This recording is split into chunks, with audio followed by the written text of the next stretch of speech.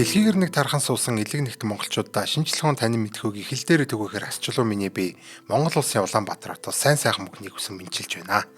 Галуу шоу нэвтрүүлгийн энэ удаагийн хамтран ажиллагчаар уламжлалт өв соёлоо орчин үеийг ослуулан дэлгэрүүлэх ураатай өв соёл брэнд ажиллаж байна.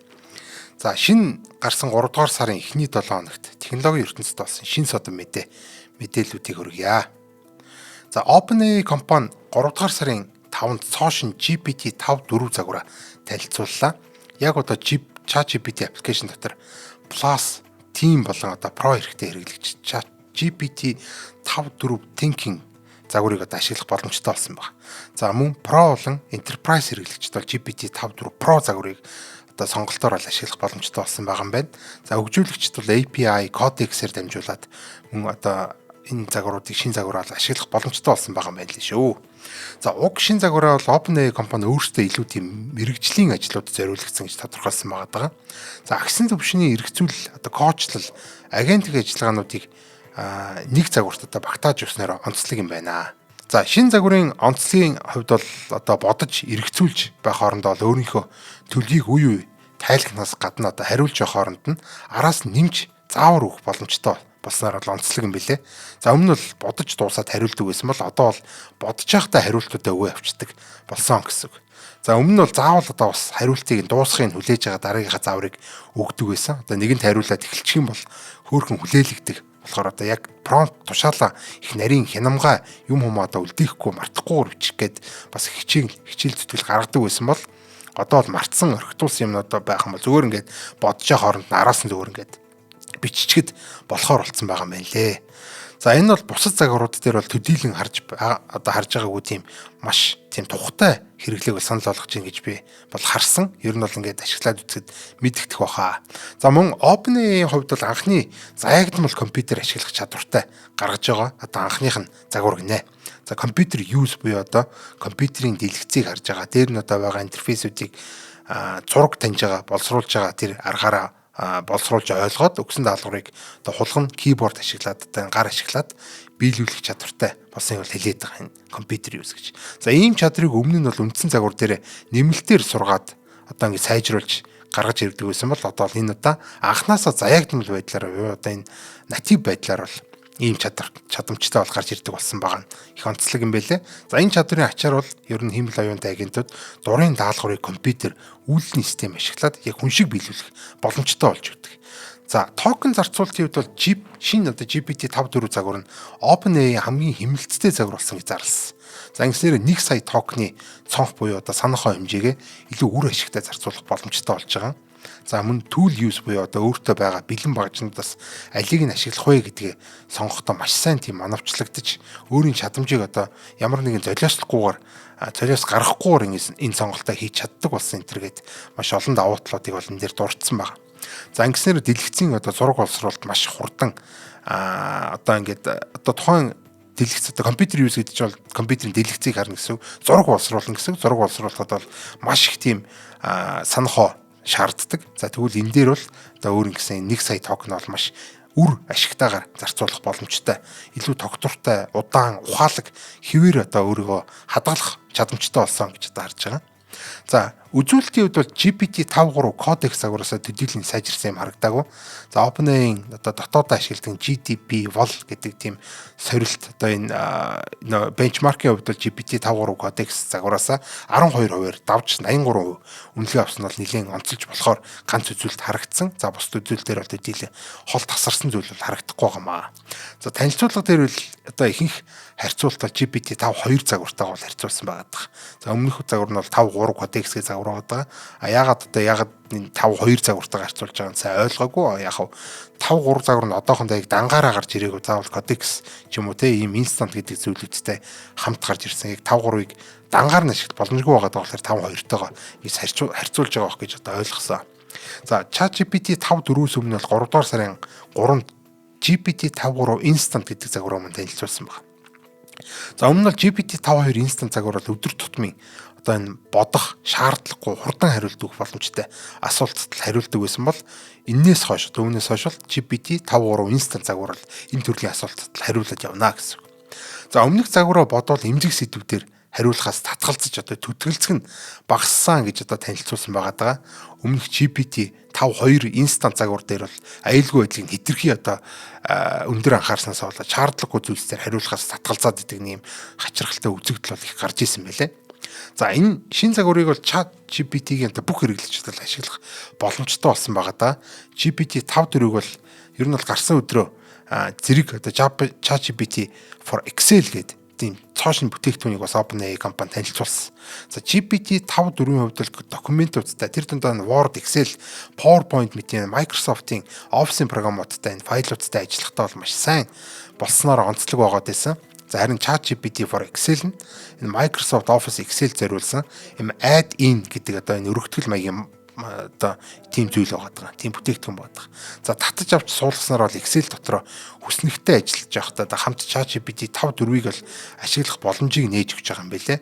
За өмнөх ChatGPT-ийг бол Excel файлаа өгöd файлтай холбоотой асуулт асуудаг байсан бол одоо бол шууд одоо файл дотор Excel файл дотроос одоо Microsoft Office Excel одоо энэ програм дотроос асуултууд асуугаад өгдлийн шинжилгээ хийлгээд одоо ChatGPT 5.4-өөс гадна одоо өөрийнхөө багийн гишүүдтэй хамтарч хүснэгтэй боловсруулах бүтээх ийм боломжтой болсон байгаа. За мөн уг энэ add-in дотор санхүүгийн боломжуудыг нэмж өгсөн байгаа. За жишээ нь хувьцааны үн харах гэх мэт ч юм уу те. За энэ шинэ бүтээгдэхүүн одоогийн байдлаар туршилтын бета шатанд авч байгаа. Нэгсэнд одоо туршилтын байдлаар ашиглах боломжтой. Өөр нэг сони ачин гэх юм бол Codex Security гэдэг цоо шинэ одоо зүйлийг бол одоо үйлчлэгийн туршилтыг бол загварыг танилцуулсан байгаа. За энэ бол хиймэл оюунаа одоо ChatGPT-ийн хиймэл оюуныг ашиглаад ер нь аливаа их кодын эмзэг байдлыг илрүүлэхэд зориулсан ийм үйлчлэг юм байна лээ. За дараагийн мэдээлэл рүү орохоос өмнө хамтран ажиллагч байгууллага танилцуулъя. За энэ удаагийн нэвтрүүлгийг маань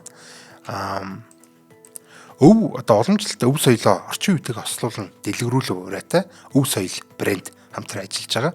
За энэ өв соёл брэнд маань бол энэ хүүхдийн сэвлэгийн хувцас, за мөн эрэгтэй эмэгтэй хүүхдүүдийн Монгол дээл, хантааз, хүүхдийн өмд, цамц, хантаазын хослол энэ төр гэсэн юм. Одоо ер нь бол ийм уламжлалт хүүхдэд зориулсан хувцснуудыг бол үйлдвэрлэдэг ийм газар байгаа.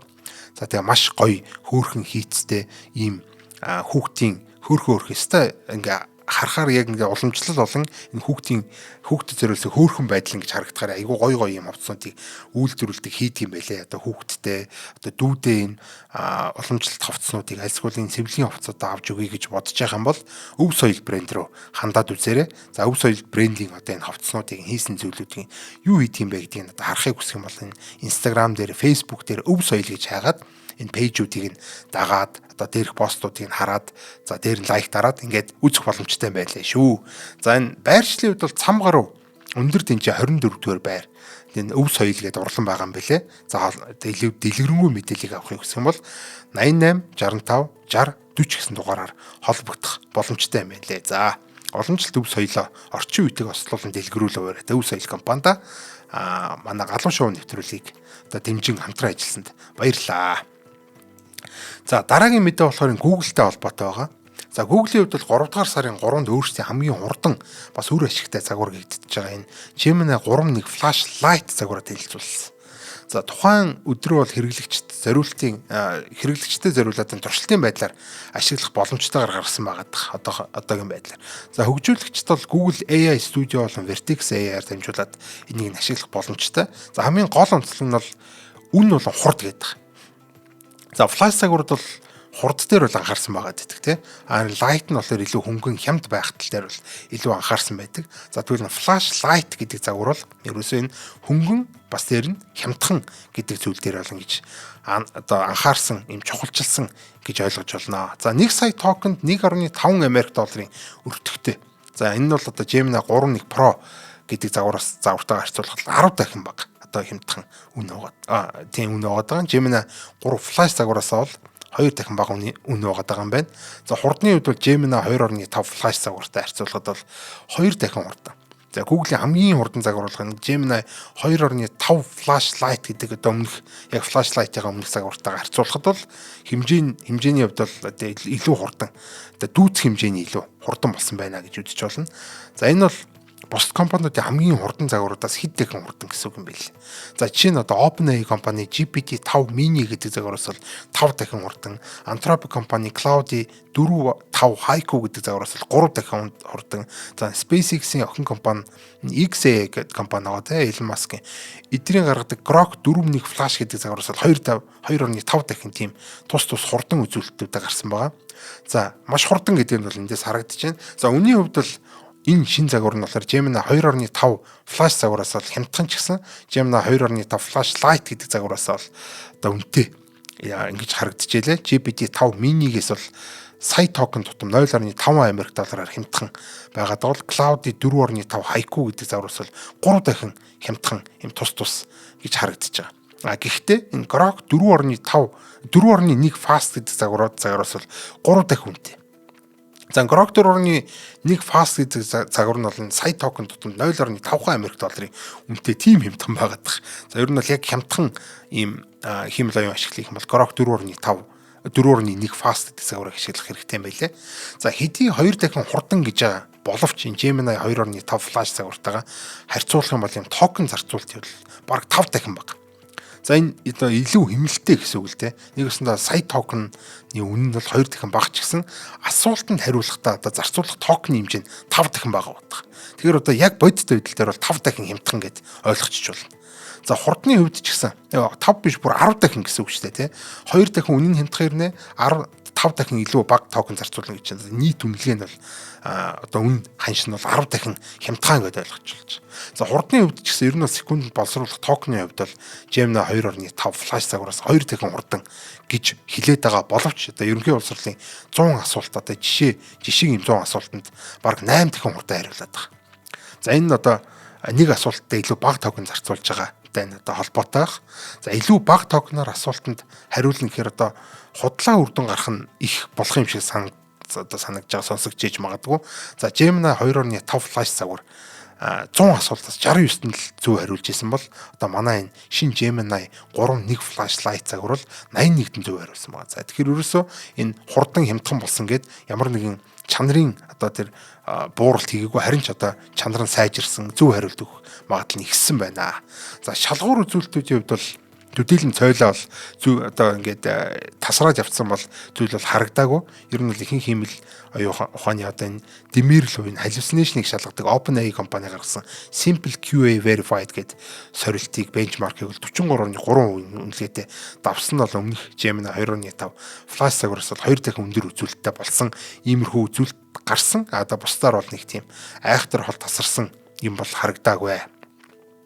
За мөн одоо 3 дугаар сарын 5-нд бол Google компаниас Office-ийн хэрэглээнд одоо Google Workspace гэдэг үйлчилгээнд зориулаад Command-ийн интерфейс буюу Google Workspace CLI гэдэг үйлчилгээ танилцуулсан байна. За Command-ийн интерфейс буюу Command Line интерфейс гэдэг нь болохоор CLI гэдэг юм тийм. Энэ бол ихэнхдээ ер нь хөгжүүлэгчид ашигладаг үйлдвэрлэлийн систем. Одоо ер нь терминал дээрээс тушаал өгөх байдлаар үйлдвэрлэлийн систем удирддаг ийм интерфейс байгаа. За энэ ихэнх одоо энгийн хэрэглэгчид бол төдийлө хамаагүй юм шиг боловч энэ хиймэл оюунтай агентуудад энгийн график интерфейсийн хувьд хамаагүй эвтэйхэн тийм хялбархан байдгаар бол маш их онцлог. За чинь одоо сүүлийн үед л тренд болоод байгаа энэ OpenClaw гэх мэтийн одоо агентик хиймэл оюухнууд бол энэ интерфейсээр дамжуулаад Google Drive, Gmail, календар гэх мэт одоо энэ Google-ийн үйлчилгээ бүтээгдэхүүнүүдээр бол хандах боломжтой болчих. За Google өөрсдөө ч гэсэн ер нь бол энэ интерфейсээ хүн болон агентуудад зориулсан гаргалаа гэдэг юм тайлбартай гаргаж ирсэн байгаа. За энэ үйлчилгээ нээлттэй ихэнх код байдлаар одоо бүх код нээлттэй байдлаар GitHub платформ дээр л байрлаж байгаа. За ер нь бол хиймэл оюунтай агентуудаар дамжуулаад өөрийн гэсэн Google дээрх одоо файл, имэйл, календаруудтай харилцуулах одоо тэр OpenClaw тэр гэх мэт одоо агентуудаар дамжуулж харилцмаар авах юм бол энийг бол бас энгийн хэрэглэгчсэн ашиглах боломжтой, үнэгүй бод ашиглахад нээлттэй байгаа шүү гэдгийг бол бас дуулах таатай байна. За Apple компанийн хувьд бол дараагийн мэдэн дээр энэ өнгөрсөн 7 хоногт шинэ бүтээгдэхүүнүүдэд танилцуулсан байна. За энэ бол төдийлөн хиймэл оюухантай холбоотой мэдээлэл биш ч гэсэн техник технологийн хувьд бол маш сонирхолтой ийм мэдээлэл байгаа. За энд бол M4 чиптэй тийм iPad Air, iPhone 17e, M5 чиптэй MacBook Air болон M5 Pro, M5 Max чиптэй MacBook Pro гэсэн энэ цоошин бүтээгдэхүүнүүдийг танилцуулсан. Мөн тэр нь MacBook Neo гэдэг ийм цоошин бүр өмнө нь байгаагүй юм бүтээгдэхүүн танилцуулсан байна.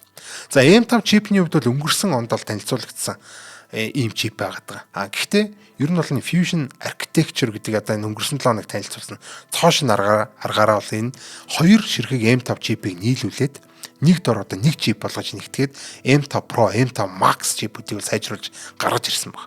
За тэгэхээр одоо CPU, RAM, GPU зэрэг ер нь маш олон үзүүлэлтүүдийн хувьд бол доор хаяж 2 дахин сайжирсан гэж ойлгож байна. За одоогийн байдлаар бол зөвхөн MacBook Pro дотор л гарахаар зарлагдсан байгаа. За өмнө нь M4 Ultra Enter гэдэг чипүүд бол одоо ийм төстэй аргаар 2 M4 чипийг нийлүүлж хагаад ингэж хийж болдог байсан бол M4 Pro, M4 Max чипүүд нь илүү том л болохоос ийм 2 чипийг нэгтгэж нэг чип болгодгүй байсан. iPhone 17e загвар нь бол одоо iPhone 17 болон iPhone 17 Pro загваруудын дундын үзүүлэлттэй нэг юм ерөнхийдөө дундын шин одоо загвар гэж хэлж болно. Үнэ нь бол үнийн хувьд бол нөгөө хоёроосаа хамаагүй хямдхан. За тэгээ iPhone 13, 14-ийн загвар хэлбэр хэмжээ хийцээр хийгдсэн ч гэсэн iPhone 17, iPhone 17 Pro загваруудтай адилхан A19 чипийг бол ашигласан байна. За тэгэхээр iPhone 17e загвар бол илүү хямдхан ч гэсэн одоо энэ үзүүлэлтийн хувьд бол энэ Pro болон энгийн загваруудынхаа голд тэгээ мөн цоошины чипийг ер нь бол юм A19 чиптэй шинэ чиптэй iPhone 13 гэдэг ойлгочихвол 14 ч юм уу те. Ер нь бол яг царайны хувьд бол хэлбэр хэмжээ дүрсний гаднаас нарал бол ялгах хэрэггүй гэж адилхан хийсэн байгаа. За шинээр танилцуулагдсан бүтээгдэхүүн дундаас хамгийн онцлог зүйл нь MacBook Neo гэдэг энэ шинэ бүтээгдэхүүн байна. За хямдхан лаптопны зах зээл, ноутбукны зах зээл дээр бол те энэ зах зээлийг эзлэх тэм зорилготой энэ цоошин төрлийн бүтээгдэхүүнд гар утасны чипээр ажилладаг гэдгээр маш тийм онцлог. За гар утасны чипээр одоо бүхэл бүтэн лаптоп буюу компьютер ажиллаад байна шүү дээ. За ингэсээр Apple тансаг хэрэглээний ангиллаас гараад дөргийн хэрэглээний брэнд болж байна гэж одоо ойлгож болохоор байна. За өндөө бол он бол сүүлийн үед бүх Apple-ийн компьютерүүд бол утасны чиптэй гарч байгаа. За юу гэсэн үг гэхээр Apple Silicon буюу Apple-ийн өөрсдийнх нь үйлдвэрлэдэг чипнүүд нь бүгд ARM гэдэг одоо ARM гэдэг архитектуртай ингэж гарч байгаа. За сүүлийн компьютерүүдтэй л ашиглаад байгаа M гэдэг цуврал чипүүд нь гар утаснуудад ашигладаг энэ A цувралын чипнүүдтэйгээ ижилхэн архитектуртай байдаг гэж ойлгож байна. За ARM гэдэг энэ архитектур бол өөрөө анх гар утас зориулагдж гарч исэн. Ер нь бол хөрөх шаардлагагүй синсмис авахгүйгээр ажиллахад зориулагдсан одоо ийм архитектур байгаа. Apple-ийн хувьд бол энэ эхлээд гар утсан зориулж гаргасан чип бол сайжруулад компьютерүүдээр ашигладаг ойлгож болно гэсэн. За жишээ нь бол анх iPhone 12 дээр бол ажиллаж исэн A14 гэдэг чипээ сайжруулад M1 гэдэг чипийг бол хамгийн анх гаргаж ирж ирсэн. За тэгээ MacBook Neo болохоор энэ A18 Pro гэдэг чипийг одоо ашиглаж байгаа. Ер нь бол энэ бол анх iPhone 16 дээр гарч ирсэн ийм чип байгаа. Ер нь бол M4 чипний суурилж өгдөг. Тэгэхээр MacBook Neo бол ер нь бол M4 чиптэйгээд ботцоод бол нэг буруудах зүйл байхгүй. За эдгээр бүх одоо шинэ бүтээгдэхүүн бол 3 дугаар сарын 11-нд бол хэрэглэгчдийн гарт хүрэхээр захиалга аваад эхэлсэн байгаа юм байлээ. За ингээд өнөөдрийн нэвтрүүлэг, өнөөдрийн мэдээлэл бол энэ төрөйд өндөрлж байна. Анхаарал тавьсан үзэгчтэй бүгдэнд нь баярлалаа. Баяртай.